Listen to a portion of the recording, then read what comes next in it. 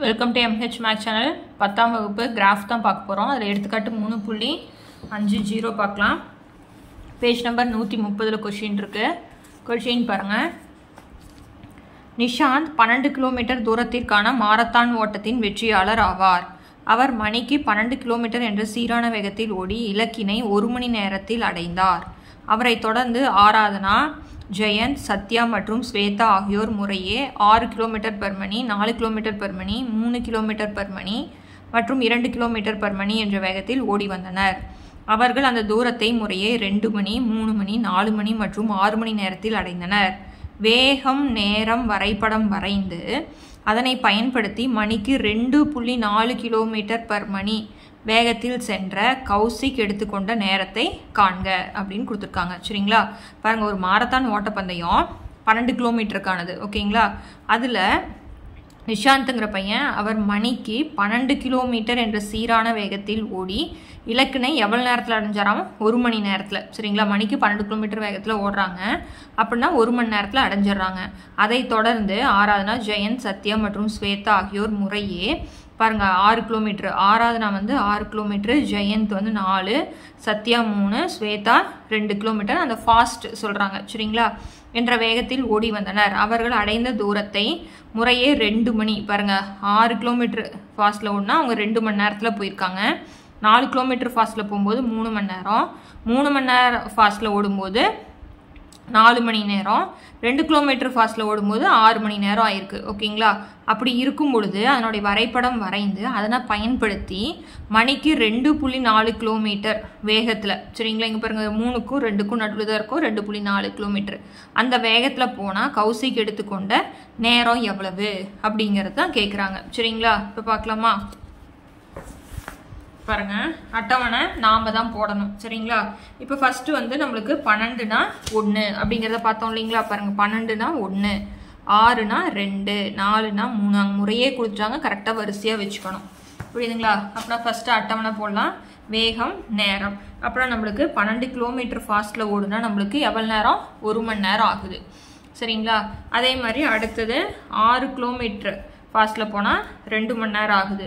4னா நம்மளுக்கு 3 கிலோமீட்டர் ஃபாஸ்ட்டில் போனால் 4 மணி நேரம் ஆகுது.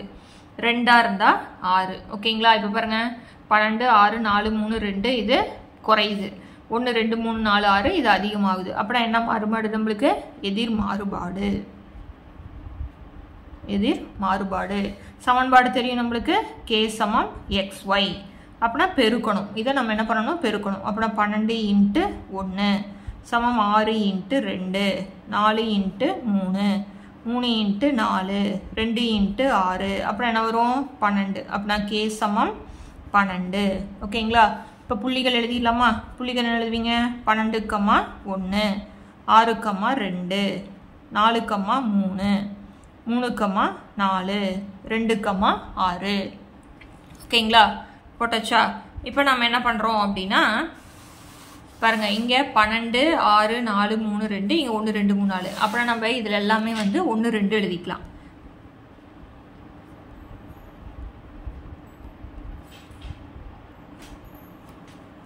இங்கே 6, 7, 8, 9, 10, 11, 12, 13. சரிங்களா? இங்கே 1, 2, 3, 4, 5, 6, 7, 8, 9, 10. அதுக்கு மேலே வேணும்னா நம்ம போட்டுக்கலாம். இப்போ நம்மளுக்கு புள்ளிகள் தெரியுது. 12னா 1, எக்ஸில் 12. பாருங்க, வேகம் 12னா நம்மளுக்கு 1, 12, 1. அடுத்தது புள்ளி 6, 2. அடுத்தது 4, 3.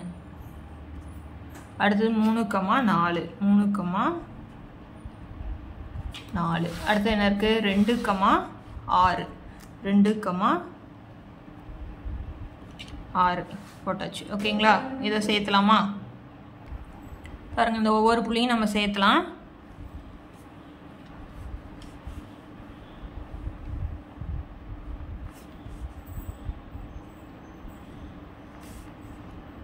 நீங்கள் இதில் இப்படி கோடு போட்டாலும் ஓகே தான். இல்லை அப்படின்னா நீங்கள் கையிலேயே வளைவு போட்டாலும் ஓகே தான். சரிங்களா?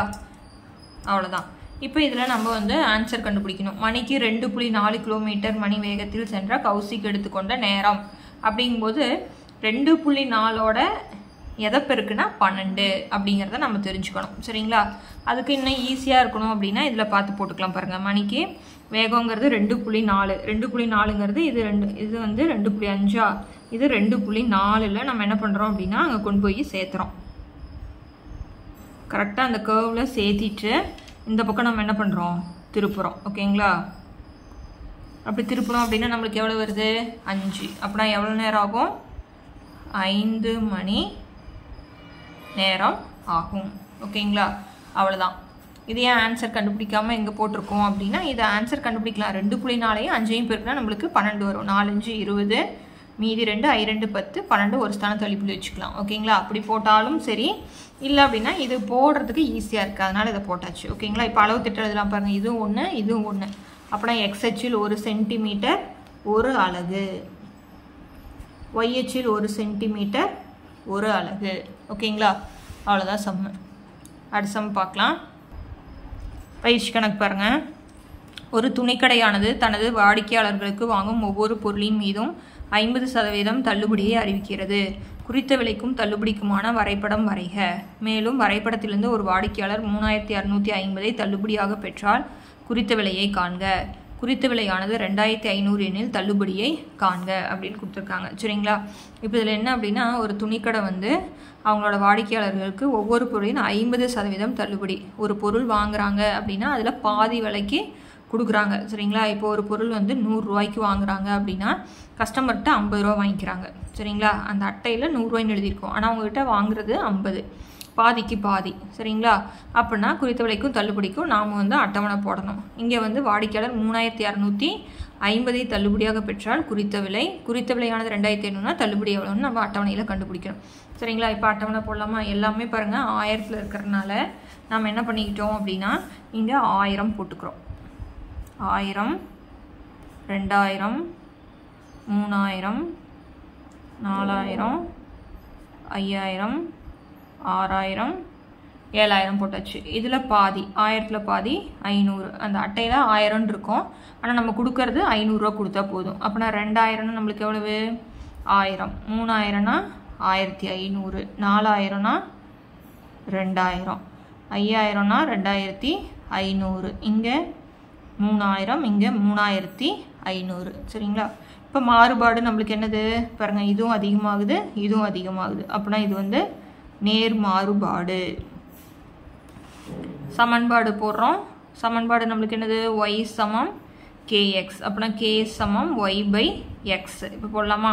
இப்போ k சமம் y by x அப்படின்னா 500/1000, 500/1000. அடுத்தது 1000/2000, 1500/3000, 2000/4000, 2500/5000. ஒரு 5000 மதிப்புக்கு போட்டுக்கோங்க. சரிங்களா? இப்போ இதில் பாருங்கள், ஈஸியாக அடிக்கிறது இது 3ஐயும் அடிச்சிட்டோம்னா மீதி இருக்கிறது 1/2. இதையும் பாருங்கள், 2 0க்கு 2 0 அடிச்சிட்டோம். 1 5 5, 2 5 10, எல்லாமே 1/2 தான் வரும். அப்படின்னா கேவோட மதிப்பு 1/2. சரிங்களா? இப்போ புள்ளிகள் எழுதலாம். புள்ளிகள் என்ன வரும், 1000, 500, 2000, 1000, 3000, 1500, 4000, 2000, 5000, 2500, 6000, 3000, 7000, 3500. ஓகேங்களா? இப்போ கொஸ்டின் பாருங்கள். ஒரு வாடிக்கையாளர் 3250 தள்ளுபடியாக பெற்றால், 3250 தள்ளுபடியாக பாருங்கள், தள்ளுபடியில் 3250 இங்கே வருமா 2க்கும் நடுவில், அப்படின்னா அதனுடைய டபுள் மடங்கு. அப்படின்னா 3250ஓட 3250 கூட்டினா எவ்வளோ வரும், 6500 ரூபாய். சரிங்களா? இப்போ அடுத்தது குறித்த விலையானது 2500 இருந்ததுன்னா, குறித்த விலை வந்து 2500 இருந்ததுன்னா இதில் பாதி, அப்படின்னா 1250. எனக்கு இது தெரியலையே அப்படின்னா ஃபீல் பண்ண வேண்டாம். நம்ம என்ன பண்ணலாம், கிராஃப் போட்டுட்டு நம்ம பார்த்துக்கலாம். சரிங்களா? இப்போ இதில் இங்கே நம்ம 0 போட்டுக்கிறோம். 1000, 2000, 3000, 4000, 5000, 6000, 7000, 8000 போட்டுக்கிறோம். சரிங்களா? இங்கே இந்த ஒயில் என்ன போடணும்? 500, 500, 1000, 1500, 2000, 2500, 3000, 3500, 4000 போட்டாச்சு. இப்போ புள்ளி குறிக்கிறோம். சரிங்களா? 1000னா 500, 1000னா 500. அடுத்து பாருங்க, 2000னா 1000, 2000னா 1000. அடுத்து நம்மளுக்கு தெரியும் 3000னா 1500. அடுத்தது 4000னா 2000. அடுத்தது 5000னா 2500. அடுத்தது உங்களுக்கு தெரியும் இல்லையா, புள்ளி பார்த்து அப்படியே குறிக்க வேண்டியதான். அப்படின்னா 6000னா 3000, 7000னா 3500. இப்போ என்ன பண்ணிக்கலாம்? இப்போ புள்ளியெல்லாம் சேர்த்திக்கலாம் 0லேருந்து. ஓகேங்களா? கரெக்டாக அந்த புள்ளியை சேர்த்தணும். சேர்த்தியாச்சு. இப்போ இந்த கேள்வி பாருங்கள். ஒரு வாடிக்கையாளர் 3250 தள்ளுபடியாக பெற்றால் குறித்த விலை. தள்ளுபடி எங்கே இருக்குது? தள்ளுபடி இந்த பக்கம் இருக்குது. 3250 அப்படிங்கிறது 3000க்கும் 3500க்கும் நடுவில். ஓகேங்களா? இங்கே போட்டு இங்கே கொண்டு வந்து இந்த கோட்டில் டச் பண்ணிவிட்டு இந்த பக்கம் திருப்புறோம். வேறு எதுவுமே இல்லை. இதில் டச் பண்ணோன்னா ஸ்டாப் பண்ணிடணும். ஸ்டாப் பண்ண இடத்துல இருந்து அப்படியே திருப்புறோம். பாருங்கள், 6000க்கும் 7000க்கும் நடுவில் 6500. அடுத்தது குறித்த விலையானது 2500னா தள்ளுபடி. குறித்த விலை இங்கே இருக்கா? 2500ங்கிறது 2000க்கும் 3000க்கும் நடுவில். இங்கே சேர்த்துறேன். இப்போ இதில் போட்டோம் அப்படின்னா நம்மளுக்கு 1000க்கும் 1500க்கும் நடுவில் 1250. ஓகேங்களா? இப்போ அளவு திட்டம் எழுதுகிறோம். அளவு திட்டம் எக்ஸ் அச்சில் 1000, ஒய் அச்சில் 500. அப்புறம் எப்படி எழுதலாம்? எக்ஸ் அச்சில் 1 சென்டிமீட்டர் 1000 அலகுகள், ஒய் அச்சில் 1 சென்டிமீட்டர் 500 அலகுகள். ஓகேங்களா? அவ்வளோதான் சம்மு. ரொம்ப ரொம்ப ஈஸியான சம்மும் கூட. இந்த சம்மோட முடிக்கிறேன். அடுத்த சம் பார்க்கணுன்னா சேனலை சப்ஸ்கிரைப் பண்ணிக்கோங்க. தேங்க்யூ.